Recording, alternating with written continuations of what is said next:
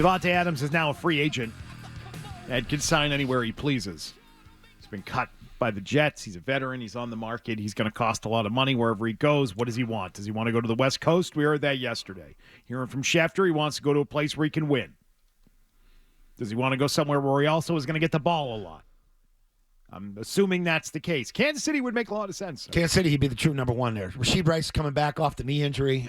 Yeah, he's a really good receiver, but Worthy's not a great receiver. He's just a speed guy, a route runner, a true route runner to where you can really call the offense the way you want and have Mahomes depend on him.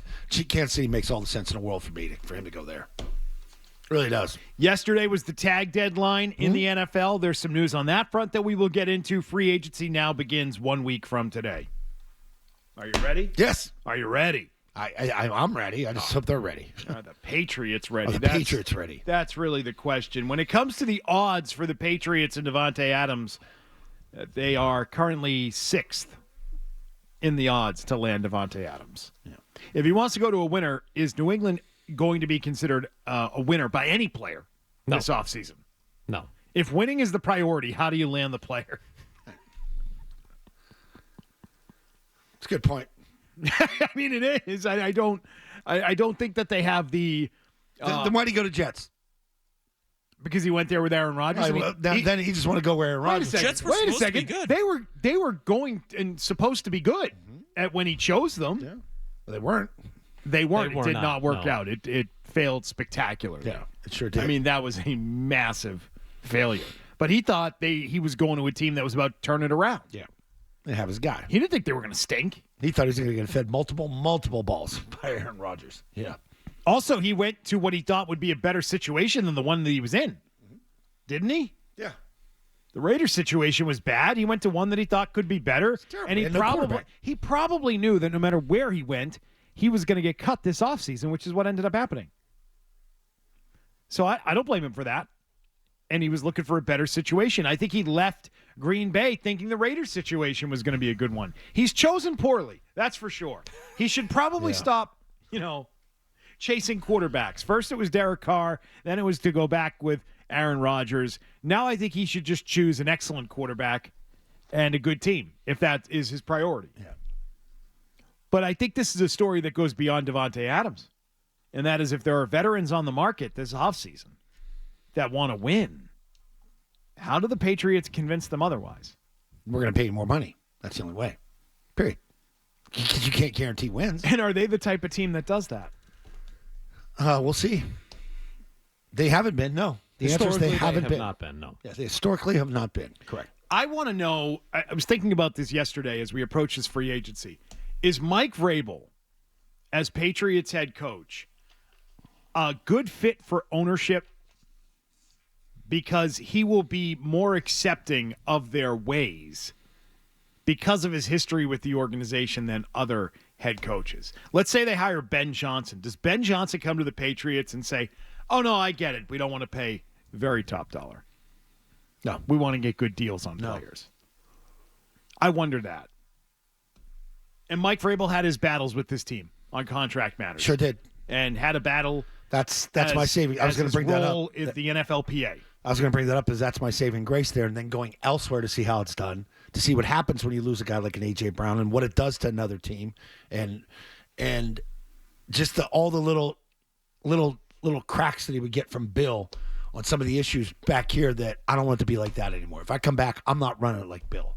I'm not Bill. And that's the best thing about this guy is he went out and did it himself and became his own. Like everybody looks at the coaching tree. Oh, it puts him under Bill. He's not under Bill's coaching tree. He's not. He never coached under Bill. But the respect is there between both. And Vrabel's going to have to tell them, too, like, hey, you had 2 straight 4-win seasons. You don't have any talent. You get talent by buying talent as a free agent or drafting talent, drafting good talent. And they got to come to grips with that, too. That's time to spend some money. You have to spend money here. Next week, start spending money. I'll be shocked if it's not. Because if it's not, it's here we go again all over again. Because you get out there, you know what? Maybe be a little more competitive in some of those one-score games. Maybe get 2 more wins. Maybe a 6-win team. That's sad because maybe if you had 3 really good players, you'd be an 8-win team, which maybe could get you to 9. I don't know. That's a long ways off. Got a long way to go before they get there. According to DraftKings, it's the Packers that are the favorites, plus 190 for Davante Adams. To go back to the Pack? Yeah, go back to the Packers. After that, it's the Chargers, plus 500. 49ers, plus 650. I'd go there. Rams, plus 750. All of a sudden, you see those three West Coast teams pop up behind you have no chance at him. That he did start out with. The Steelers at plus 950. He's not going there. They're not going to pay him. So there are 5 teams right there ahead of the Patriots and Broncos, who are tied for 6th at plus 1,000. I don't see the Pack. Like, why go there? Why play in the cold? I'm going to go to the 3 teams out west. It's the two that play at SoFi and the other one at Santa Clara. You don't think that there's a level of interest for him in the Packers, considering he started out there and they're a good team and he could fit right back in? Get it? And it's very familiar to him? Yeah. But once you've been in Green Bay for 10 years, you really want to stay? Go back to Green Bay? Like, go stay in Green Bay for 10 years. And then go to San Francisco. Go to L.A. Come on. He's not going back to San Francisco. He's not going back to Green Bay. But he knows what he's getting if he goes there. Yeah. And he could go there and, finish out his career in Green Bay and retire as a Packer and have that Packer sort of legacy thing until the end of time. He'd look really good in the San Francisco uniform. He looks like a 49er. All right, well, those are the odds, and they have the Patriots basically out of this thing before it even begins. They have no shot, according to the odds. According to the DraftKings, folks, they're out. I don't think they have a shot. And this is your guy. This is the guy you want to go pursue hard, McCone. Yes, it is. But I just look at what you just laid out in terms of the options. I don't know what the selling points right now are for the Patriots that would put them above and beyond, other than money. Money. That's it. The Josh McDaniels relationship and Drake May, maybe. But you look at those other organizations, they have experienced offensive coaches, and they have legit quarterbacks. And so other than money, I don't know what you're going to be offering him that other teams aren't. And if you really wanted him, what you brought up a couple of days ago, Beetle, trade for him. Overpay for 2 years. And make sure you actually get this guy in here. And you want to talk about selling the franchise to other teams. I go back to like the Debo thing, or make a splash right out of the gate, show people that you're serious. Doesn't that change the narrative a little bit in terms of New England? I think you have to be player 10 minutes into day one. Yes. Yeah, shock. That Revis, that Gilmore type signing. Yep, like holy crap. Make your team sexy again for free agents. Yeah. You've got to do that with a player like Davante Adams, though. I don't think you're doing that with a guy like Ronnie Stanley. No. Not sexy. That's no offense. I'm excited. I'd be excited they get Stanley. I love big left tackles, but Stanley can't be the first signing. You need to get some power. I don't know that makes you a sexy team. No. Get some sex. No chubby chasers like Zolak. Well, I mean, hey, everybody's a chubby chaser at one point, But then you want to get that nice skinny one. Yeah. That's some sexy stuff. There's no flash on the offensive line. There just isn't. Davante Adams has made $129+ million in his career. Is an extra $1 million or $2 million or $3 million over the next offer going to get him to New England? I don't think it is. And that's part of it, too. The overpay has to be a significant overpay. That's why I said they should have considered making that deal and calling the Jets and giving them a pick. They should have considered doing it. I don't think they did. But we do hear they will have interest. We were told that if this player is cut, the Patriots will have interest, the same way they will have interest in Cooper Kupp if he is cut. They should probably start learning their lesson on this and decide if there's a way to make trades for players that they can then force to New England, as opposed to saying, please consider us. Give us a look. I don't know if that's going to work for them this offseason.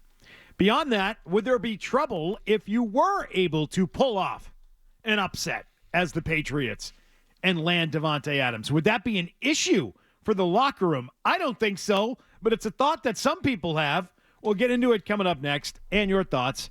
Are the Pats out on Davante Adams, and is it a sign of bad things to come in free agency for the team? Are they already out? So Albert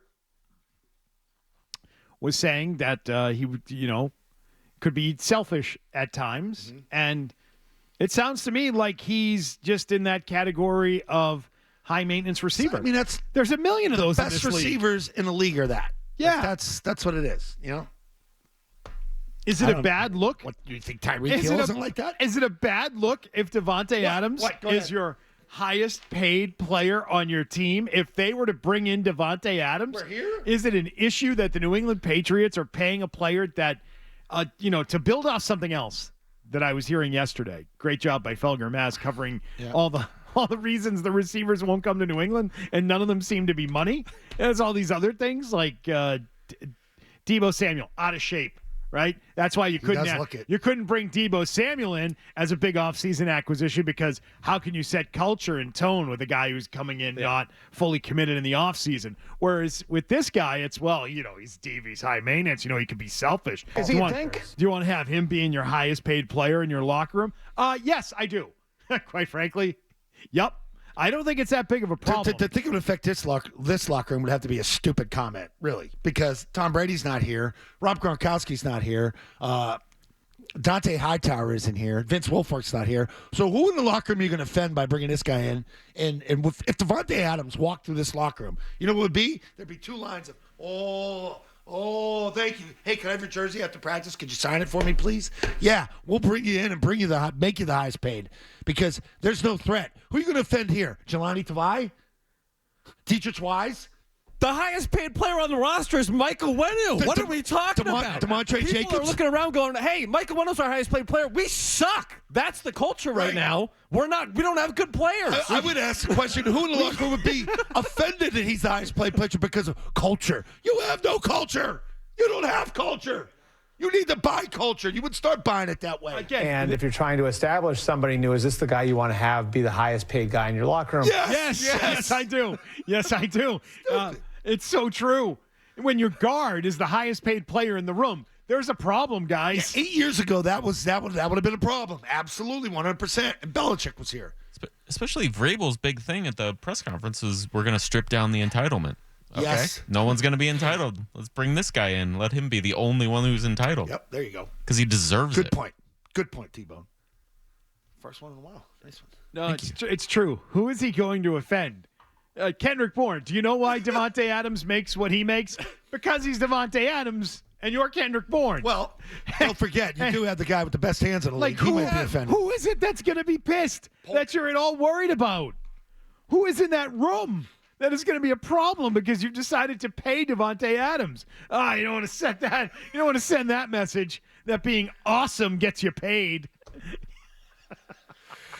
You already have entitled receivers on the roster. The only difference is these guys suck. These guys aren't good. This guy actually catches the football.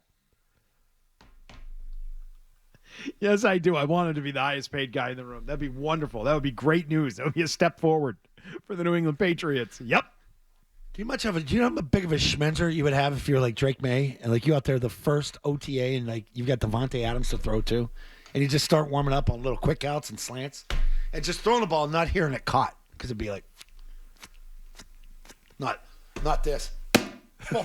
Oh, sorry, I dropped it. Yeah, I'd be like, hey guys, Davante Adams had 100+ catches 5 of the last 7 years.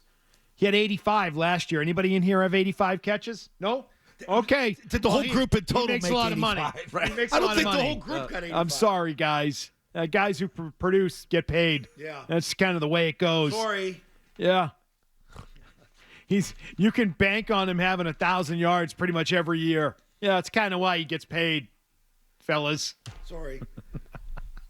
If he comes in and he's making 30 and you got Kendrick Bourne there as your highest receiver making 7, doesn't he understand that he's sort of on a different level than Davante Adams? That doesn't need to be explained to him, and if it does, then you have a problem with the other receivers. Getting them out. KB gets it. KB gets and that's the entitlement you're talking about getting rid of. The guys who are jealous or angry or any of those things that are griping about another player's salary. No, get out.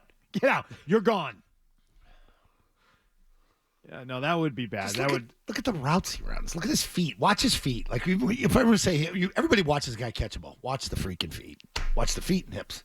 That's how you run routes. Look at that. Balance, tiptoe, pluck, fluidity, changing hips right here. Yeah, just sight the ball and get it. Yep. So I think it would be great to have Davante Adams. I can't believe we have to say that. Do you really want you want this guy being the highest paid guy? Yes, I do. Yes. Yeah, in fact, yes. I think it would be great. Yes, please. Yes, please. That would be awesome, considering they're 6th on the list at best for teams he will consider according to the odds. And if you're trying to establish somebody new, is this the guy you want to have be the highest paid guy in your locker room? Yep. I think that'd be great. This is the time to do it. If not him, who will be the highest paid guy in the locker room? That's my question. And if it ends up being 2 offensive linemen on a team that had a dreadful offensive line last year and probably won't improve dramatically with the addition of 1 player, it'll get better. If they land Stanley, that's a great get. It's still not solved. No. It's still not fixed. No. And you could have a guard and tackle being your 2 highest paid players on an offensive line that is Like, imagine, like, okay, say you do get Stanley, and he'd be like the B signing here, but you'd be able to draft. You'd be able to go tackle at 4. I think he's a day Fix one your signing. tackle. Who's that? Stanley. Oh, of course. Day 1, 100%. minute 1 type of deal. Well, of course. And then you get a good receiver come in here, a veteran receiver. Like, you're starting to fix the offense. Yes. You are. Because you solidify the offensive line, because you're going to be able to draft a tackle. And We're getting ahead of ourselves. well, I'm getting excited. I know you are, but I don't want you to be left The saddest disappointed. part is, like, your most expensive player right now is Barmore, and he may not even play. We don't know the situation with the blood clots. I know he's working out in Florida, but you never know with that guy. And he came back early, rushed him back, and developed again, and hey, they're back again. And, like, those things don't go away. So, Well, they do for some players. They did for David Andrews. you can control them, right? Hey, if you like that clip, check out more videos from Zolak and Bertrand right here. For more Patriots analysis and opinion, hit this playlist. And for all the latest from the Sports Hub, download the app at 985thesportshub.com.